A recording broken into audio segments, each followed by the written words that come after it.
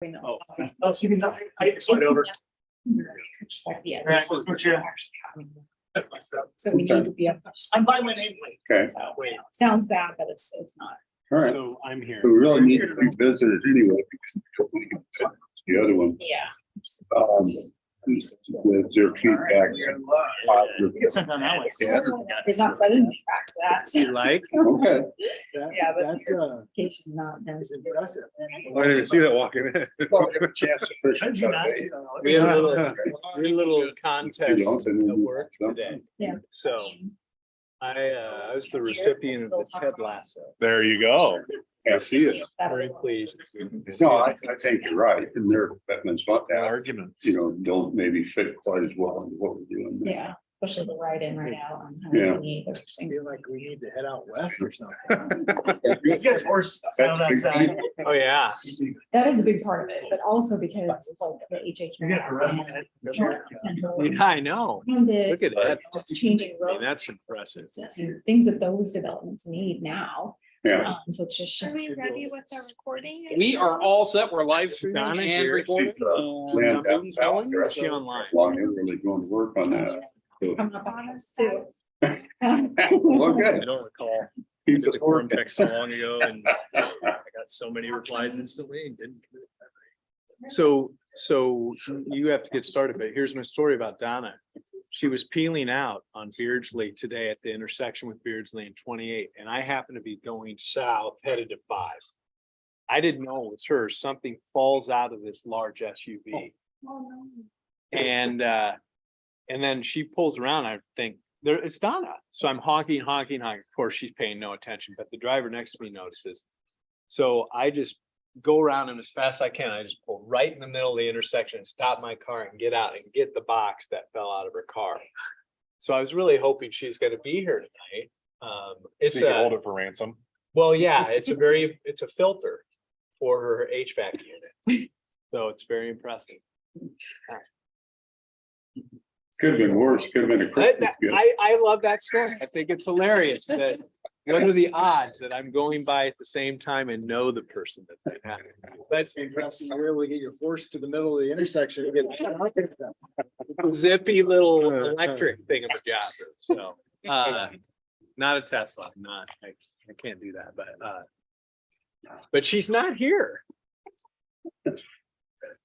Well, on that note, we will call to order the November 28th, 2022 Planning and Zoning Commission meeting. The time is 5:46. Luke, would you call the roll for us, please? Sure thing. Megan Rickinator, Here. Donna Grant, Carson Forst, Here. Elizabeth Thompson. Here. Andrew Steiger. Here. AJ Samuelson Here. and Jason Brown. Here. Item number 3 is the approval of the agenda for tonight's meeting. Any revisions to the agenda for tonight? Hearing nothing, I'll entertain a motion to approve the agenda. Motions. All in favor, say aye. Item number 4 is the approval of the October 24th, 2022 minutes of the regular Planning and Zoning Commission meeting.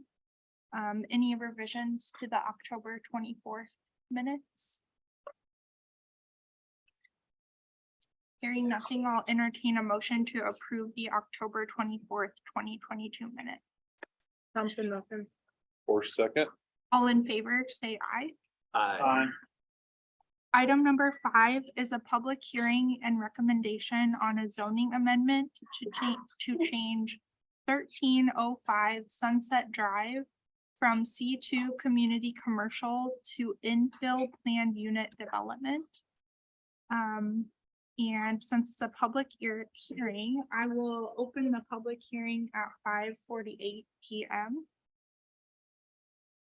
And Elliot, would you brief us on this item, please? Yeah, so this is a property on the west side of Highway 28, just north of the intersection with Holly Drive and across from the chiropractic clinic over there. And similarly to the Young and Co. infill plan unit development that the commission saw and approved think it was middle of or early part of last year. Where the beauty salon went across the highway, not too far away from this site. Kind of a similar sized lot. Face similar spatial challenges based on the bulk regulation requirements for the C2 zoning district, which it is located in. The structure that is there right now originally was built in the 40s, 1943, I believe, or 42. And then had some additions put on into the 70s. Well, I like the fact that the addition was added prior to the building. Yeah, Yeah, it is that's on site, Fat too. Finger Elliott there on the, I'm teasing. well, No, it is impressive. the servicemen and women during that time period, I'm sure were equally distracted. Yes. So at any rate, we had a pre-application meeting with the property owners who are in attendance tonight, just to kind of see what the scope of their project was hoping to be. And I basically took the infill PUD ordinance from that Young and Co. property and changed some numbers, changed some names, made some minor adjustments here and there that were specifically different between that property and this one, to present the model ordinance that we have in the agenda packet. Really, the main things that are counter to typical zoning in a C2 district deal in no way with the use. The use that's on the property is completely compliant with C2.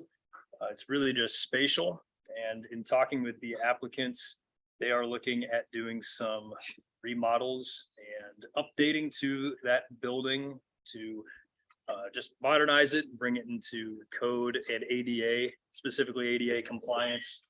And I believe also do some bathroom renovations. And they can speak more on that if I've made any errors or admitted anything important. So really it's the spatial element of this that stands out the most. The only thing that we tend to do with plan unit developments in general, we've tried to reflect that with infill plan unit developments as well, is it's custom zoning, right? It's designed to allow for special rules and regulations for a given site that are unique, that normally would not be provided. So the city usually requests something in return. Being that this is a really small site and they were already planning on updating the parking area. That's the first thing we looked at with Young and Co. was like pave that parking lot because it was gravel and in bad shape. They were already planning on doing that. And at Young and Co., we had them update their landscaping standards, hopefully to reduce the sump pump needs of the property owners around them. That ended up actually being a bit of an issue this spring when the rainy season started. They did end up getting all their landscaping in, and it really helped deal with the fact that these sites developed before stormwater infrastructure was really a thing. So that was kind of the provision that I put in here, is that we bring it up to landscaping standards, which is based on a calculation of the site area, and a specific percentage of that area has to be open space. Whatever that required open space number is, goes into a multiplier for trees and shrubs. And then that's how we determine what's required. So basically, we just asked them to bring that into conformance with what would be required on a normal C2 site. And hopefully that, helps update the property in a landscaping and stormwater infrastructure way. Otherwise, we haven't heard anything about there being stormwater issues on adjacent neighboring sites. So chief concern number one is really positive in that regard. That kind of covers all the main points on this one. I'm happy to answer any questions the commission has, or if you have so far applicant, they're also here. Any comments from the applicant? Oh, I'm sorry. I always forget to go over this. Comments from the public. We did get a call from the property owner to the north, the owner of the dental clinic, with just some concerns about the spatial arrangement in the document. He wasn't real detailed when we talked, and so I'm not going to speak for him right now, but he did call with some concerns, and I understand he has some representation here tonight. I'm not sure if he's on, but one of his development contractors is on. So with that, I'm done. Thanks, Elliot. So we'll start with the applicant. Any comment from the applicant this evening? Pretty well laid out, probably one of them. We'll just need to have you step up to the microphone since it's being recorded. And if you could just state your name and address, please. Terry Voss, we're at 5007 Lakewood Drive in Lakewood. And what we put down from our initial meeting with Elliot, that pretty much covers everything that we want to do with it. Come into compliance, kind of get it looking not like a house anymore. Kind of match in with the corridor that comes up through. We did also go over architectural requirements, and you guys brought some preliminary renderings about that. We discussed material type and that sort of thing as well, which you guys will have to approve a site plan to make that make those modifications. We might call on you for further questions, but thank you for being here. Is there anyone on the Zoom who would like to speak on item number 5? And if so, please just state your name and your address before you begin. Yeah, Nick Welter representing the dental clinic, 3910 Aspen Drive in West Des Moines. Just several questions that I have. Is there a proposed site plan that goes along with this? We'll start there. Is there a proposed site plan that goes along with this PUD? There is not a finalized site plan at this time. One will be required and also have to be approved by planning and zoning and council. Can I ask, it just seems like an out of the box process to not have a site plan to go along with the PUD to, I guess, approve it all at once. My concern is that we don't know what this looks like, and we're gonna potentially, your guys are requesting approval of this PUD without knowing what we're looking for. So the only drawings that the applicants have brought prior to tonight were preliminary.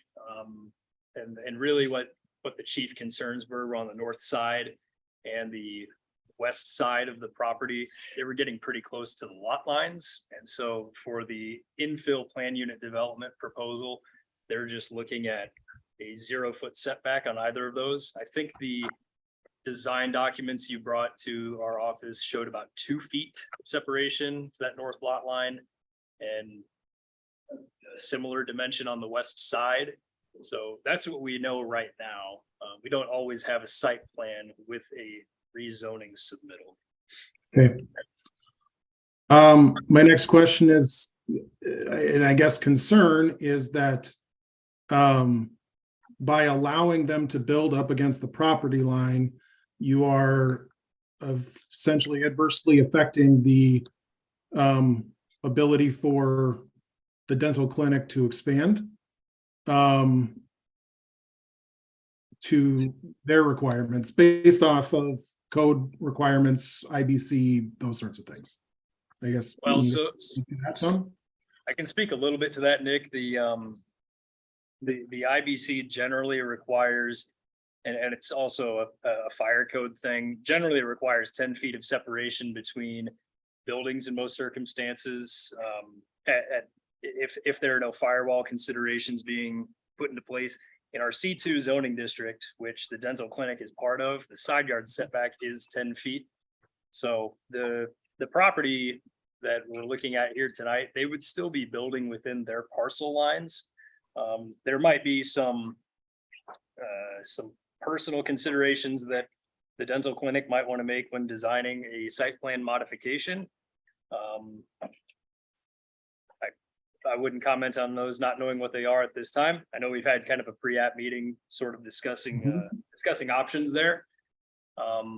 Personally, I'm not sure how much of a difference expanding this building would do there. I suppose that's probably subject to some interpretation. Got a question on that for me, sorry. So with them building within 10 feet of the property line, I'm assuming that they would have to their addition would have to have a rated wall since they're within that 10-foot setback from property line, correct? There's probably something that has to go into that. Yeah.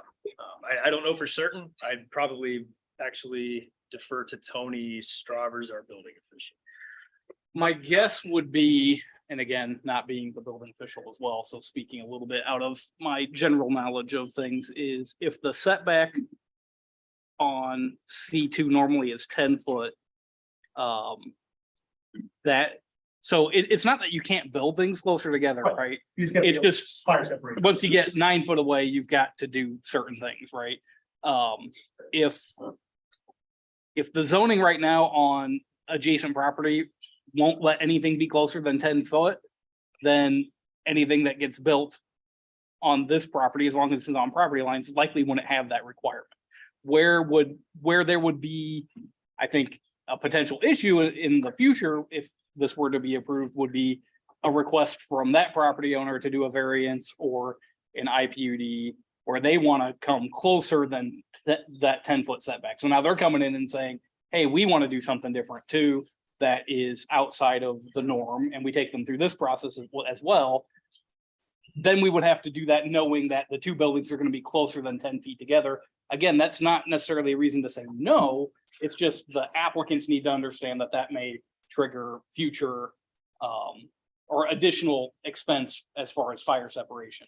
And then with the building that would be current, that the building to the south that we're talking about here, it would be built in a non-conforming way. If they did any remodeling, then it would have to be brought up to standard. So it would, in that scenario, it'd be a give and take back and forth until everything met standards. Is that the concern, Nick? Is that if there is further expansion on the dental clinic, that they will be the ones on the hook for the firewall? That is one of our concerns. The other, another one that's associated with that is that it's not just the 10-foot setback. You have to use the aggregate of the 10 on the one side and 10 on the other. So really, right now, you guys have a 20-foot setback between buildings on adjacent properties. So from a zoning perspective, yes. But from an IBC perspective, from a fire code perspective, there are different limitations now that you are getting closer together than that 20-foot would allow, than the traditional 20-foot would allow. I'm pretty sure that if you build within the 10-foot requirement from a property line, regardless of how close you are to another building, if you're that close to the property line, IBC is going to require that their walls have that fire rating. I believe you would be more knowledgeable to that than I would. Not an architect, engineer, but I'm pretty sure that the requirements, what they're going to have to do, since they're within whatever, it's not even a setback thing. It's just that close to the property line, they're going to have to be rated. So, from my understanding of it, like I said, I think they're going to have fire rated buildings. So anytime anybody's going to build within 10 feet of a fire or a property line, they're going to have to build a fire rated wall, regardless if it's in the setback or it's not, and how close the adjacent property is. So I will certainly, before we I would take anything confirm to with council, Tony. That will be a good question that we will make sure we have answered and provide them with a clear understanding of that. it's really hard from a construction standpoint. So right now, if you're building a townhouse, right, and you're within that setback, and we've got, for some reason, we're closer than we are, each of those walls have to be fire rated. It doesn't do you any good to rate one and not the other. Sure. So I'm pretty sure here, if for some reason Nick wanted to come back and build an addition within 10 feet of their property line, that his would also have to be fire rated, but theirs would have to be fire. You can't go back and have retrofit a firewall. It's just not something that gets done. So their original construction would have to include it, I'm pretty sure, for IBC. So.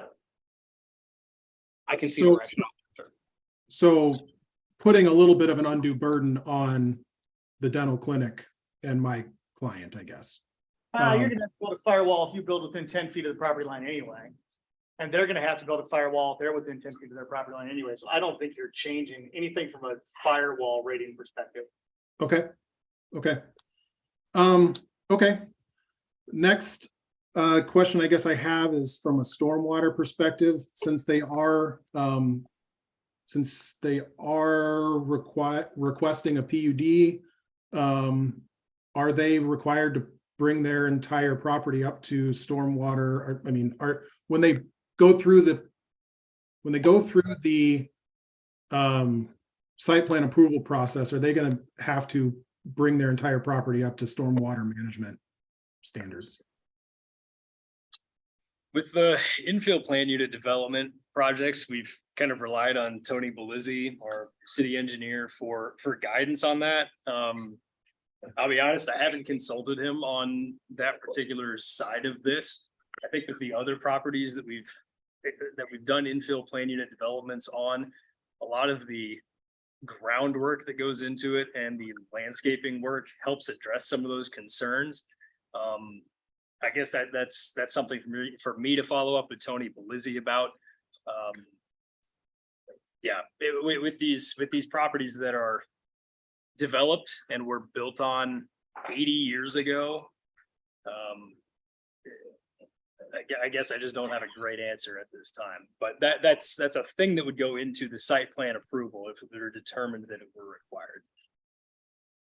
And we do have, I apologize, trying to pull up we just approved an ordinance at the last council meeting on updated stormwater standards that includes a threshold for when that's required.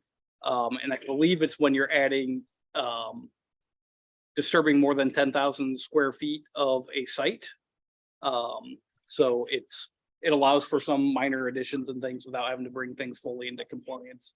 But if you're doing a big overhaul, then at some point there's a line in the sand where we say there's got to be stormwater standards. So again, our traditional process would be we'd get a site plan submitted to us that we would then either do a pre-app meeting on initially or do a development review with engineers and all that stuff. And at that point in time, we would say, okay, that's required or not, or same thing with landscaping standards and any other zoning or engineering requirements.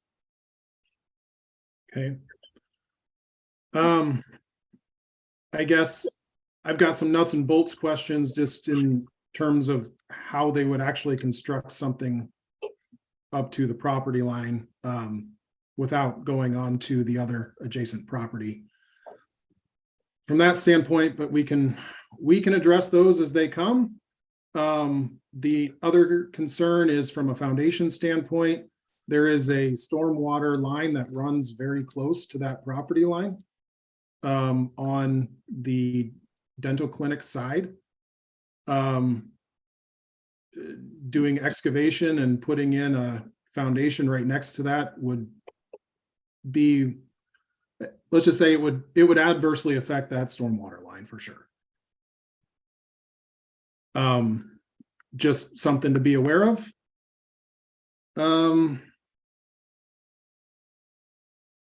I guess, yeah, that needless to say, we are very skeptical about the unforeseen consequences that this, I guess, allowing them to build up to the property line, the unforeseen consequences that would be implied, I guess, onto the adjacent property.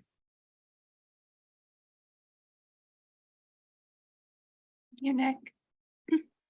Is there any other member from the public on the Zoom tonight that wanted to comment on item number 5?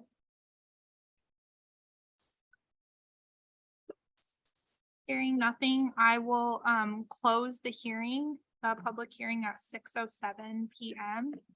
And now the commission can deliberate on item number 5.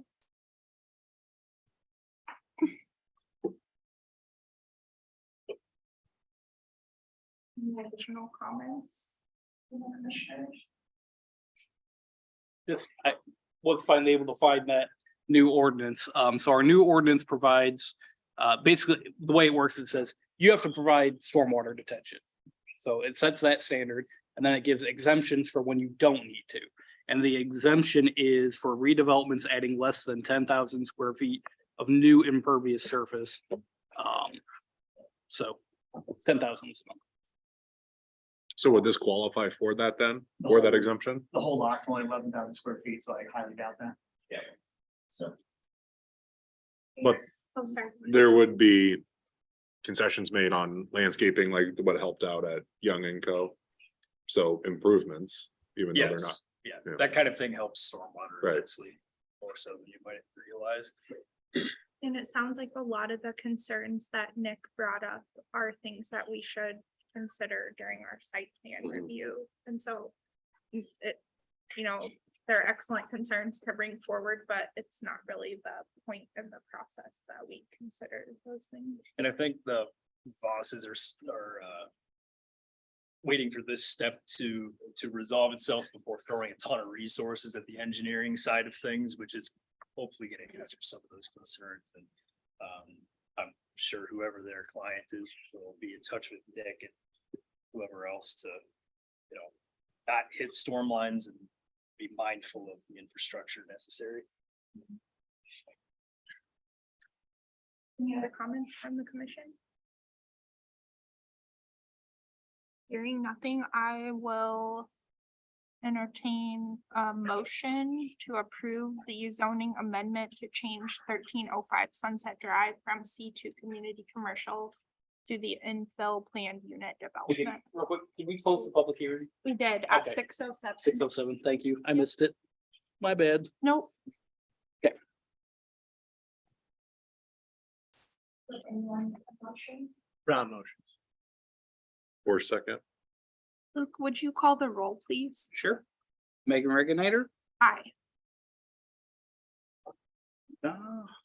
Carson Force, Aye. Elizabeth Thompson. Aye. Andrew Steiger. AJ Samuelson, Aye. Jason Brown. Aye. Okay, so next step of that will be planning or city council hearing, so we'll do the whole process again. There'll be 3 readings of that, so Nick will make sure you have that info as well. We do that on Zoom as well, if that's easiest for you to attend. You're free to attend in person as well, so Elliot will get you the contact info. Yeah, and I'll get that to Dr. Jones too, since he contacted me directly. Appreciate that. Thank you to the applicant and thank you to Nick for participating in the process. You participating in these meetings is the only way that us as a commission can get your viewpoint on things. So we encourage you to continue to participate as this moves forward. So thank you for your time tonight. Item number 6, a recommendation on an urban renewal plan amendment to the City of Norwalk urban renewal area. Elliot, would you brief us on this item, please? A little bit. Man, Luke, you wrote the staff report, put my name on it. I can do that. Talk about. Pretty sure I just copied an old staff report and your name said to be on it. Okay, so maybe I should let Holly talk about it, but so urban renewal plan, urban renewal areas are what we base our TIF agreements off of. And so every time we have a project that may have some kind of TIF agreement, it's not that we have anything right now, but we got to add that development and those properties into our urban renewal plan so that it can be then have those TIF processes go through it.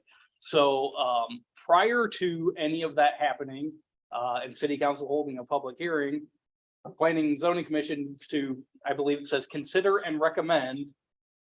Should the city do that? Should we add this into the urban renewal area? Really, the important thing to understand about that is it sets up the ability for the city to use TIF in that area, which means that we will capture the tax increment that's added into that area and put it into a special fund that we can use for infrastructure and all those things. Now it's important because it captures the county's TIF, the school's TIF, or the county taxes, the school tax, and some of the city tax, and it sets it aside. So the city doesn't get general fund dollars, the school doesn't get dollars, the county doesn't get their dollars until that agreement sunsets and everything. So Holly works on lots of the details of that. She can answer more specifics of it. But really, that's the question to you as planning commission is, should this area be added to the urban renewal area and then be eligible for TIF? Area being added is part of an industrial business park that we're working on south of Michael Foods. So our staff opinion is it should. Lee, was there anything additional that you wanted to add for our consideration on this item? That done 40 that we're talking about right there, that will be on a council agenda in January for hopefully an approval to do a development agreement with them to add in some public infrastructure. So they will be building a public road right down the center, splitting the 220s. And that will also in the future help serve our second industrial certified site that we're working on, which will be a really large industrial area to the south that we have a lot of planning underway for. So it is kind of a critical piece right there to get this added into our urban renewal area and be able to capture that TIF in the future to continue to expand and grow in that area. Questions from the commission? Is there anyone on the Zoom that wanted to speak on item number 6? Could I make a comment? Couple of things. One is that, if I'm remembering right, and I may not necessarily be, but on the school taxes, aren't there some of those taxes that they still collect? They get Yes, backfilled. yeah. Maintenance of buildings and. They get some whatnot, backfill. Right, yeah. And the same on the city side. We don't take 100% of our city taxes. Right. So there's some amount of it that goes through there, and Correct. if you may be familiar with our policy that the council has, that generally we don't TIF residential.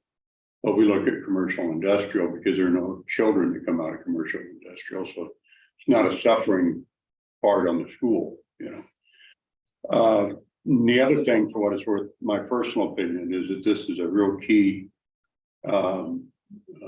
step forward for us for the development of the industrial area to the south of the city. And most of the council believes that our future growth will be south and west as we go now, you know, over what period of time depends on the economy, right? But this allows us to leverage tax money that's bigger than we are, right? So we could better afford to do those infrastructure projects that are essential. And if we didn't have that tool, it would be a real challenge, I think, to be able to get some of those things done, but this is helpful to us. So as an individual, I would sure appreciate your favorable consideration of this. Thank you. Any other questions or comments by the commission? So this would end, if you scroll down, Elliot, when we collected how much? Is that in there? Where it talks about a certain dollar amount? It doesn't, oh, I'm sorry, Elliot, no, he asked you that question. Oh, I'm Okay. sorry. Um, That was to me. So to add this land into the urban renewal area, it just allows us to then use it in the future. And that would set a new sunset if we actually end up carving out a TIF area from that urban renewal area. So once we do that, if we create a new TIF area to utilize the TIF from that parcel, that would set a 20-year sunset. But just adding it into the urban renewal area won't designate dollars at this moment. Yep, it's just the first step so that Right. Holly can formally work on those other things. So. And I believe, scroll down on that letter, I think, or back up maybe. Last page. Yeah. I know that they It's had it's some. a brilliantly written letter too, Luke, so. Yes, so, the TIF law and the URA law states that, the commission needs to review the plan amendment and comment to the council as to whether the plan conforms to or is consistent with the comprehensive plan. So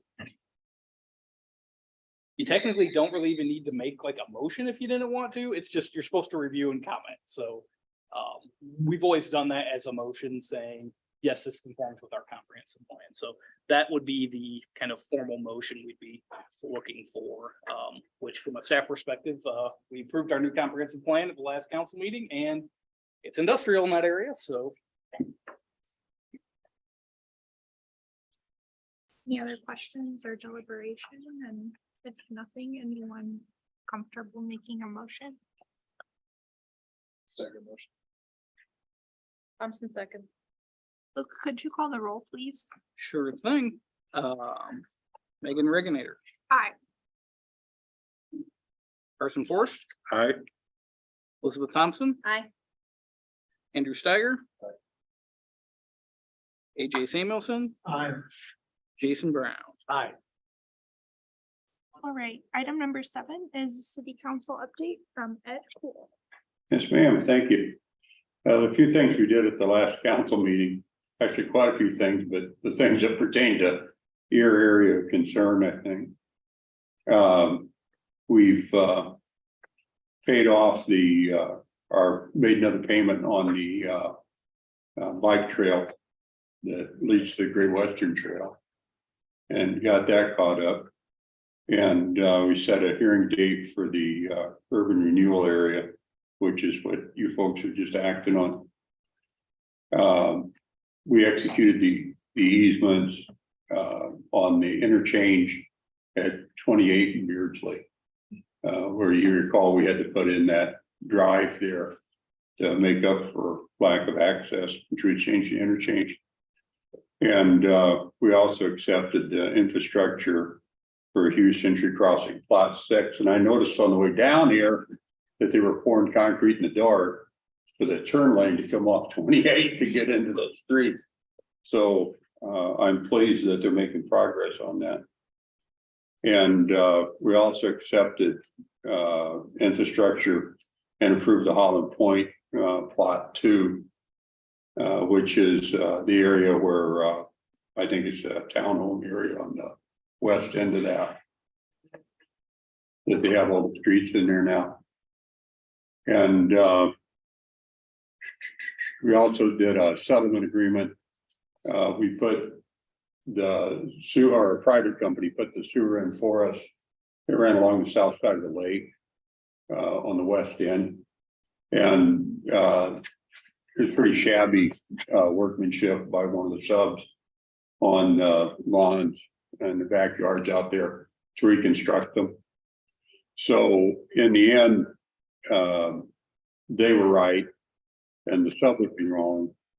And the sub would charge more money to fix it right. And the city would end up paying for it anyway. So we just figured out what the actual cost would be and then settled it. So that hopefully everybody's happy out there. They said they were with it, and that matter is behind us. And we also sold off a piece of park ground, which is unusual.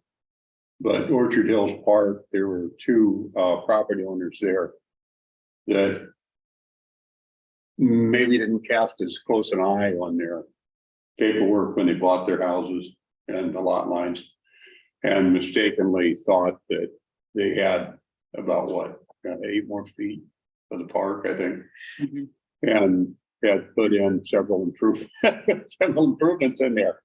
And we thought that it was an area, part of the park that we probably wouldn't be using anyway. And so we sold them that property so everything would be straight. Let's see, we approved, we adopted the International Residential Code, which was some of the upgrades of codes. We also did the stormwater regulations and updated those. A lot of different changes in there, but Luke can explain those to you if you have any questions. And we amended the Holland Farms Planned Unit Development to add that car wash that you folks had considered earlier. So that is moving along. And subject to your questions, that's my update. Okay, thank you. Any questions? Okay, item number 8 is an economic development update from Holly. A lot has changed since the last time I was here, so I'll try to be succinct, but there are a lot of updates to give you all. And at any time, feel free to interrupt, ask me questions, or you can always get a hold of me afterwards, especially if there are things that are more on the confidential nature still. I can discuss them individually. We just can't go public with them yet on some of them, but I'll tell you everything I know. So the first change would be that I did hire 2 new full-time staff members in October, and one is our new economic development specialist. So he'll be running side by side with me, helping me with actual development related work. And his name is Chris Cataldo. And he came to us from Iowa Workforce Development. And before that, he was with Iowa Economic Development Authority, which is where I initially met him. And he had worked on the front end or the state side of the certified site program. So that's really good timing for us since we're getting ready to do a second really large certified site. And then Ty Liu is our new communications and marketing specialist, and she came with some crazy cool skills and skill set, and she's on Zoom right now. So I think she wants to just give you guys a really brief update on what's going on with the new website. So Ty, if you can hear us, if you want to let them know. Sure. Hi, everyone. And I apologize if I sound froggy. It's that time of year. But anyway, so we launched our new website last week. So if you get a chance, please go out to the city's website, take a look around. You'll notice some changes. If there's anything that you think could be improved upon, or there's more information that you'd like to see posted on there, definitely reach out to me. One of the other things that I've been doing, I did it before the last one and I did it this time, is I'm going to be publicizing all of these meetings for planning and zoning, as well as pushing out the agenda and the Zoom link prior to. So that way the community is updated and they realize, hey, it's bad roads or whatever, I don't want to drive out, but they can definitely join via Zoom and they can be involved in this as well. And then I'm working with, planning and zoning on just getting any other updated information out to the community. So again, if there's anything you need, feel free to reach out to me. Anytime. You can shoot me an email or you can give me a call. So I'm just happy to be on board and looking forward to all the things that I get to do with the city. And Ty will also be handling all of our kind of public relations, public affairs. So she'll send out the press releases and things like that when we have, new activity happening in the city, and dealing with the media. She has a lot of just really great tech skills too, that she's been helping across the board citywide with lots of things that we need to help with. So very happy about my two amazing new staff members. And then on project updates, so Norwalk Central, that's the biggest one, as you know, going on. There's a lot of activity out there. They've done really well on keeping to the timeframes with the infrastructure. Things are getting put in as quickly as possible before winter. On the city's side of the development, so we have our large public recreation facility we're still calling core. That may change down the road, but this Thursday, then council hopefully will approve the bids and award them so that we can go ahead and move forward with ordering our pre-engineered metal building for our core facility, and then also for the construction of the parking lot, construction of the building, and construction of the utilities. And Sportsplex will also have some bids in there as well. They'll have their parking lot and utility contracts. So that's moving forward there. The turf fields, so those have been acting as developed as they can going into winter, but they made a lot of progress on that. I know they got a little bit delayed on some of the turf and the rock that was they were undersupplied out there, so it took them a long time to get that in. They were pouring the second half of that parking lot, the south larger parking lot. They poured the second half of that today. And then their south concession and restroom facility that's being built, they'll continue to build that throughout the winter. And they just told us today that they are going to do something kind of cool in there. Instead of a standard type of concession, they'll do an Amazon in and out. Is that what it's called? Where you can just basically walk in, grab your stuff. It tags you, Big Brother somewhere out there, charges your credit card. So it's kind of a cool new technology that they'll use in that facility. Timing wise, with all of the other facilities, the private sports flex facility and the city's facility, we plan to all start in the spring, weather pending, economy pending, and be completed hopefully within a year and a half from there to be open. So that's all moving along. There are probably 5 new commercial businesses that have either letters of intent or they have purchase agreements in place for commercial properties within Norwalk Central, which is really exciting. One's a really large national convenience center that's pretty exciting that everybody loves, and one's a top flight hotel and coffee and all sorts of fun things coming in that area. So hopefully we can get those announced officially soon. Most of them know a lot. Most people know which ones they are, but I won't say it because I have to sign agreement. So this coming Thursday, council meeting is a big one. There's a lot on there for council to consider. A lot of things floating around that just create this domino effect of deadlines. If we miss one, the project can be delayed by 3 weeks. So we have to keep these things on the rails with all of these larger projects. So some of them, are these urban renewal area amendments and additions and procedures that take several meetings to get these approved before we can even move into a development agreement with these projects. And so one of them is the Dunn 40, which we just talked about, and that is a really good project because the developers that purchased that land, they have a plan, which you've probably seen, I guess, to build several light industrial warehouse distribution type facilities. They'll spec some of them out. They have users already for a couple of them. And then we will apply for a RISE grant to continue paving Delaware West, which will help all of our industrial growth in that direction and eventually give them a better traffic flow for their truck traffic. That also triggers us to capture ARPA funds that we had set aside through the county that will go towards our large infrastructure project south of all of this land that will be part of the large certified site area down by the river. So one has to happen before the next one can happen. So that's the procedure that we're moving into now for the next few months. And then we also are starting an urban renewal area amendment process for Diligent Development, which is they're basically the owner of the bulk of what's left in Norwalk Central. Because they are awesome and they've agreed to add in some pretty expensive costs to construct some new stormwater improvements that we need on their land, which affects us and the fields, but then also on land they don't even own that will affect everybody in that area. So we're going to pull some of their land out and put it back into the TIP area so they can capture their 20 years and take on that cost for us instead of the city having to do it. So that is underway as well. And then we have a couple of larger sponsor naming rights, donor type agreements that'll be on council as well, because within Norwalk Central, we have an agreement with Sportsplex and Sportsmen to go out and basically get everybody involved in the naming rights of the buildings, the fields, the facilities, and that's just new income to the city to help pay down some of that debt on that development. So we'll have a few of those on council. And then we will have a concessions agreement with Sportsplex because within our city facility, we're building an area that we will lease out to a concessionaire and they will bring in, it could be a restaurant, that runs all of the concessions in the Sportsplex area, sports campus area, or it might just be kind of an independent.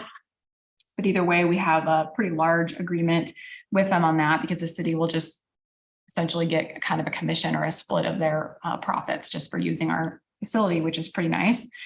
So that agreement will come forward. We'll also have a shared expense agreement between the city and Sportsplex for the northern parking lot, because the bulk of that is on the city property and then some of it is on Sportsplex property. So they have an outlot that's to the east of our shared parking lot that will eventually be developed. We're all kind of thinking like a Smash Park type user. So this whole parking lot just blends together and the bids, we bid them together. And so that way we keep the cost low, get it all done in one shot. So we'll have a separate agreement with Sportsplex for that to split up our shared utilities and construction. It's gotta be an agreement for everything. And they'll also, council hopefully will award the bids and we can move forward, like we said, on construction. And then this one sounds kind of scary, but hopefully nobody's too concerned with this, but we will have a formal termination of the Hy-Vee development agreement at this council meeting. And it's not a bad thing. It's just a standard procedure that we do when our development agreements are excessively expired. And we need to be able to move forward with some of the surrounding developments that touch that property that are underway. We need to be able to, update the road plans and right in, right out on Highway 28. There's all sorts of things that are affecting these current developments that are happening. So we just can't leave an expired development agreement out there for too long when that kind of thing happens. So we did notify them and just let them know we're still partners. We still want to work with them when they're ready to actually develop. Then we'll sit back down and we'll renegotiate a new development agreement with them. So just if you hear that happen, we're not terminating a relationship or anything like that. It's just a standard procedure. Sorry. more things. So second certified site, so this done urban renewal area, it's a bigger deal than even what we talked about, because the certified site that we're going into in January in that area, if everybody agrees to it and landowners and everybody comes on board, it'll be 150 plus acres. Our current certified site is 55 acres.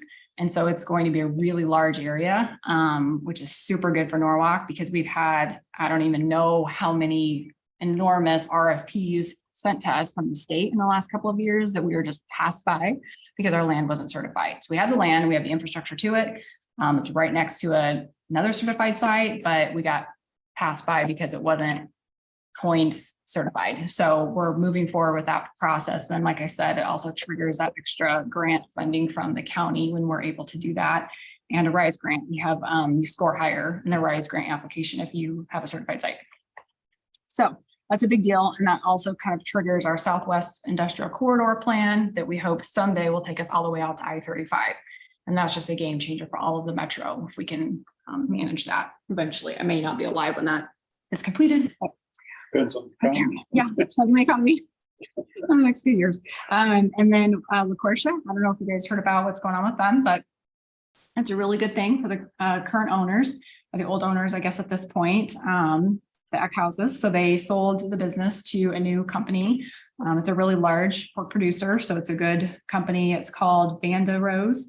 And they purchased it, and they're going to keep the business functioning. They're going to hire back people that had to leave during COVID. And they're physically expanding the building to at least double the square footage. So really good project. We've been working with the new owners, and they're great. And they'll be adding some product lines in there as well. And then we have a couple of other large industrial expansions coming up that we'll talk about at another time. And then we have about 8 new businesses, new retail businesses and companies coming into Norwalk in the next year or so. Some are announced and some aren't. But again, I can talk to you about those one-on-one. So long story short, if all of this comes together in time and it all works out and the economy holds out and these things get built that we're working on right now, in the next couple of years, when they hit the tax rolls, that'll be about 106 million in new commercial value and 3 million in new property tax base. If just what we're actually working on right now finishes out. So that's some stuff we're working on. And if you have any questions, I'm happy to answer. So you don't think the Sportsplex will be open for ball tournaments in this upcoming spring? It will be 2024? The turf fields will be open for tournaments. The physical facilities that will take at least a year from that point. Yeah, maybe even a year and a half. The latest should be January of 24 for the facilities to be open, but the fields and the concession south stand and all of that will be open this spring and summer. And I'm going to ask a dumb question. That's going to have, I'm assuming, because you talk about the Amazon walk and it'll, you know, take your money, but it will have card payments. I'm assuming so, but I don't know. They just said that they're trying to foresee staffing issues because we all know it's hard to get staff or places like that. So if they can cut it in half of what they require for staffing, that'll really help them. So I'm assuming there's still normal options as well. I've been to fields that have 0 concessions and it's awful. So, I mean, this is a great addition. And I've also been to ones that only accept cash and it's Yeah. just not good. They're pretty high tech. That's kind of cool with the developers for this sports field Heartland, because they're tied in with Musco lighting. And so they have all these new cool technology launches that they're going to do out here in this area. So we're pretty excited to find out what those are going to end up being. So I think they'll be ahead of that curve. Can't wait for the first kid to run out of there with 16 different candy bars, 4 different pops all on their Yeah, I don't know. Is it parents' tab. stuff locked before they? I That's don't. the first thing that came to my mind. How do you catch a kid? Yeah, I don't know. Yeah.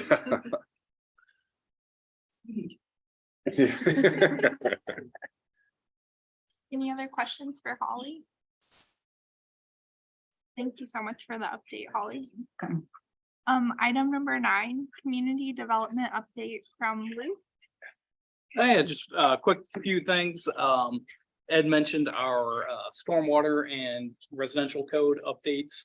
The the stormwater code's nice for our subdivision review and plats and things that you guys will see, site plans. It puts a little bit more onus on our developing engineers to make proper assumptions when they're doing their calculations for stormwater. So that'll be good. That's good things. Keeps us kind of chugging along with our metro counterparts as far as standards and those things. Residential codes, just updating us to the 2021 code. So nothing real substantive there. But just keeping up with the rest of the metro again. And then council did approve our new comprehensive plan after public hearing on that. So that is now our formal plan for the next 20 years until we decide to redo it in 8 years, probably. So yeah, we're starting to dig into that and figuring out the next steps for that process. That's good. Thanks for all your hard work on that, to you and your team, Luke. Yep. Leah, anything else to add for any updates for us? I mean, not really from the development side of things. I've been doing some continuing ed this semester, and I'm gonna be taking a certification exam from the Congress of New Urbanism tomorrow. So I've been spending about the last week and a half reading a textbook at work, and my brain is jelly from the amount of stuff I've been absorbing. So hopefully it coalesces into something valuable for the city. Aside from that, we got, Sounds good. Well, good luck on your test. I'd be curious, like, but not now, but like the 5 biggest takeaways for you from the class. I mean, that's always interesting stuff to me. probably find a way to do a presentation at a smaller but necessary agenda. It won't be the only agenda item. I'll find a way to talk about it. So, Yeah, be cool. Sounds good. Be ed cool. for that matter. I'd like to hear it too. I'm just concerned I don't want his mind to go to mush. She's done a pretty good job for us. Yeah. I have a random question that, since there's a lot of people, and it has nothing to do with planning and zoning, but I'm gonna back up, like, if the city would consider ever doing trick or treating the Saturday before, like some other communities did this year, who would that need to get in front of to possibly get that changed, or? Opinions? Council ends up setting the trick or treating date. I don't remember when you guys do that. It's usually pretty far in advance. but Yeah, it's usually about 3 or 4 months. I would say contact the mayor, because I think, Yeah. I mean, he's the one that kind of sets the council agenda and everything. Or the mayor or Lindsay, our city clerk, both of them would at least be able to give you more information about how that decision gets made. But as far as I know, I think it's just No, I do what everyone else. You in like the Metro idea of do. the Saturday before? Yes. Why? I mean, just got of curious. I don't care. well, No. To me, with having young kids who go trick or treating, it's pretty terrible to have it on a night before school. And, Yeah. they're up late and then there's sugar high and everything, and it's Yeah. much just more convenient. to Yeah, do Saturday night before school, it's not. Yeah. Right about that. And just from an ease of knowing every year, it's Yep. always the Saturday Yep. before, as opposed to. You Yep. talk to somebody that's not from Iowa, well, you do Baker's night and then Halloween, you have to tell jokes and it's. I know, I'm not from Iowa and it's weird. Yeah. I was confused when we first moved here and they started talking about Beggars Night and I had no idea, Stupid. But normally what we try to do, what we've done in the past anyway, is trying to keep it the same night as the other metro communities. I know but there's like Bondurant, I think, and there were a couple other ones that switched and there was a lot of Yeah. public, Over the years, some of that has changed. yeah. It And was, so I think it'd be okay to go back and have a conversation with the mayor and, have some consideration done of it, be worth looking at. I like feeding all those kids sugar when they come by. You see, my kids are long gone. thanks, Ed. Thanks. Well, our next meeting is December 12th, 2022 at 5:45 PM. I will entertain a motion to adjourn at this time. Motion. All in favor, say aye. Meeting adjourned at 6:43 PM. Thank you, everyone, for participating Thank you. and being here. You've been going a little bit busy, haven't you? Yeah, well, good work. Yeah. Seems like. So I see what we're thinking. I don't know if this is just a. It's I don't know all if this is just the context. Yeah,